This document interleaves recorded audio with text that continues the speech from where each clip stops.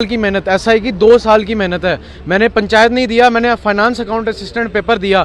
उसमें लोग कह रहे हैं जिनके 40-40, 50-50 नंबर हैं वो साले आज 120-20 नंबर लेके बैठे हुए हैं। मेरे 45 नंबर है फाइनेंस अकाउंट असिस्टेंट में, 45 नंबर। मेरे आज यहाँ 104 नंबर है। क्या मैंने स्कैम किया हुआ है? क्या मैंने मेरे पे इंक्वायरी करवाओ इंक्वायरी, देखते हैं कितना, कौन सी मेरी लिस्ट आती है, कौन सी एक पर्टिकुलर एग्जाम के लिए सब हो रहा है। मैं आपको बताता हूँ, एक क्वेश्चन है मेरा, सिंपल क्वेश्चन है। जो बच्चे 130 140 लेके बैठे हैं कह रहे हैं स्कैम हुआ है। जिन बच्चों के 60-70 नंबर है वो कह रहे हैं एक री एग्जाम हुआ है। जो 110 से 120 वाले वो क्या करेंगे? अगली बार री एग्जाम देके अगर वो नहीं अपेयर होते, नहीं वापस, तो क्या करेंगे वो? हमारा फ्यूचर खराब हो रहा है इस चीज के चक्कर में। मेरे को तो लगता है कि ये कुछ नहीं है, बाकी ये जो मेरे को फॉल्स नैरेटिव चलाया जा रहा है और कुछ नहीं है। लोग क्या चाहते हैं, 50-60 नंबर वाले बच्चे यही चाहते हैं कि उनको री एग्जाम करने का मौका मिले। मैं आपको ये बोल रहा हूँ, आज भी खड़े होकर यही चीज बोलता हूँ, जिनके 50-60 नंबर आए ना, 10 बार री एग्जाम करवा लो, फिर भी नहीं होने वाले वो नहीं होने वाले। ऐसा ही मेरे 103 है, मेरे भाई के 100 है। अच्छा। मेरा रिकॉर्डिंग निकलवा लो आप फोन की, कोई बात नहीं, 2 महीने की 3 महीने की निकलवा लो। ये उस बहाने से बच्चे क्या कर रहे हैं, उस बहाने से वो उठा के ये चाहते हैं कि हमें सेकंड चांस मिल जाए। आप सब कह रहे हैं कि हमारी अपनी मेहनत है, ठीक है, मेहनत है, तो आप इसमें इंक्वायरी होती है तो कोई उसमें इशू नहीं है। हम चाहते हैं इंक्वायरी हो और अच्छी, मतलब चाहते हैं सीबीआई इंक्वायरी हो, लेकिन री एग्जाम ना हो, जिसकी वजह से जिन्होंने अपनी मेहनत की है उनको मेहनत। सर एलजी साहब ने जो कमेटी बनाई है, हम उसका पूरा समर्थन करते हैं और पूरा हम उनके लिए थैंकफुल भी हैं। उन्होंने ये चीज़ की, इससे फास्ट टाइम बाउंड होगा और जल्दी काम निपटेगा। ये वो बच्चे हैं जिन्होंने JKPSCI का एग्जाम क्लियर किया और मेरिट में आए हैं, और ये चाहते हैं कि री एग्जाम नहीं होना चाहिए और इंक्वायरी है वो होनी चाहिए। तो यही है ना कि बच्चों ने मतलब पेपर लीक करके पेपर दिया, पैसे दिए हैं, तो मतलब उनका कहना यही है ना, जो कल्प्रिट्स हैं उनको निकाल दिया जाए। तो ये री एग्जाम वाला बात कहाँ से आ गई? री एग्जाम का तो कोई मतलब ही नहीं है ना। जिन्होंने पैसे दिए हैं, अगर उनको डाउट है, ये मतलब क्लियर नहीं है, उनके पास कोई एविडेंस नहीं है, कोई प्रूफ नहीं है, बेफालतू का नाम ले रहे हैं। सबसे बड़ी बात ये कि नाम लेना ही नहीं चाहिए किसी का। अगर आपके पास कॉन्क्रीट प्रूफ है, आप कमेटी को दो, या फिर आप मीडिया के सामने आओ विद फुल प्रूफ।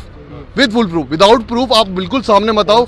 और मेन रीजन देखो, मेन इशू क्या है कि करप्शन हुई है, तो उस करप्शन को इरेडिकेट करो ना। तो री एग्जाम का क्या मतलब है? अगर 1000 बच्चे ने करप्शन किया तो व्हाट अबाउट दैट 60-200 पर्सन्स? उन्होंने थोड़ा करप्शन किया है, तो वो क्यों सफर करे? वो अपना टाइम वेस्ट क्यों करे? वो अपनी एज क्यों लूज करे? सिंपल सी बात है ना। यहाँ पे कोई बच्चा नहीं है जो 2 दिन में पढ़ के आता है। अगर उसने पेपर के लिए 3 दिन पढ़ा, अगर उसने पेपर के लिए हफ्ता पढ़ा, महीना पढ़ा, लेकिन उसके पीछे उसकी 2-3 साल की मेहनत है, उसकी कौन बात करता है? उसकी बात कोई नहीं करता है।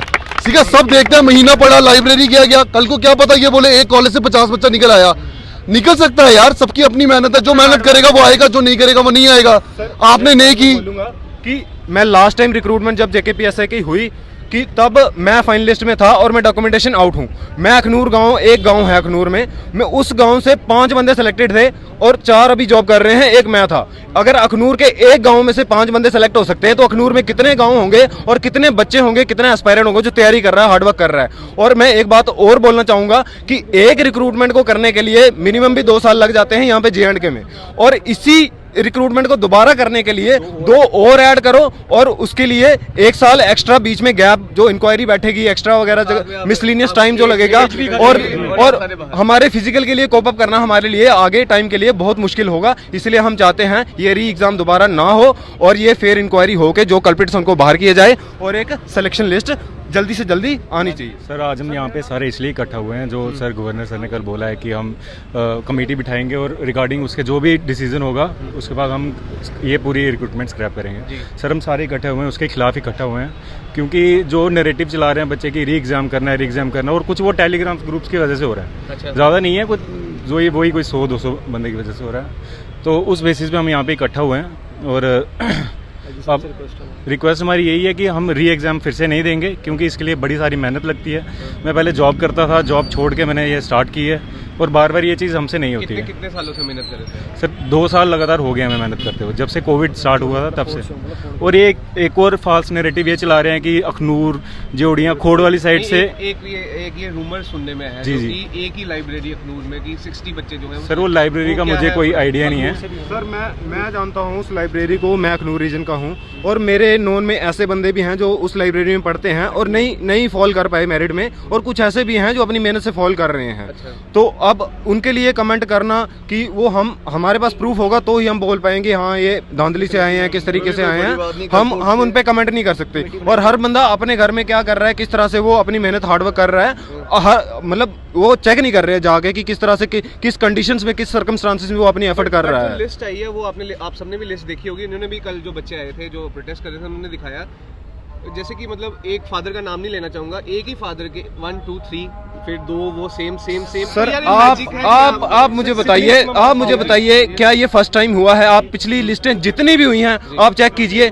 वहाँ पे अगर आपको कुछ नहीं मिलेगा तो हम हाँ एक्सेप्टेबल है ये चीज़, हाँ ये फर्स्ट टाइम हुई है, ये मैजिक हो गया है। क्या पहले ये चीज़ नहीं हुई है क्या? सर हमारे साथ सिबलिंग्स भी आए हुए हैं, आप इनसे बात कीजिए। जो आपने अभी सिबलिंग्स की बात की है सर, ये हमारे साथ हमारे फ्रेंड है ये, और ये इनके भाई भी सिलेक्ट, आप इनसे बात कर सकते हैं, ओपनली बात करेंगे सर। कोई 1 लाख बच्चा जो है पेयर हुआ था इसमें, ठीक है, उसमें अगर हम रेशो लगा के भी चले ना तब भी 10,000 बच्चा कुछ ऐसा होगा जो सिबलिंग्स होगा। सिबलिंग्स जो आ भी रहे हैं, ठीक है, तो उसमें ये तो है नहीं है कि सिबलिंग्स जो है वो नहीं कर सकते क्वालिफाई। कोई ऐसे मैं आपको ऐसे बताता हूँ, ठीक है, मेरे पास ऐसी लिस्ट भी पड़ी है जिसमें बच्चों ने क्वालिफाई नहीं किया बट वो सिबलिंग्स है, जिसमें 35, 30 और 26 नंबर है। क्या उन्होंने पैसे दिए थे बट हाँ उनकी चली नहीं होगी, ये बोल सकते हैं हम फिर, ठीक है।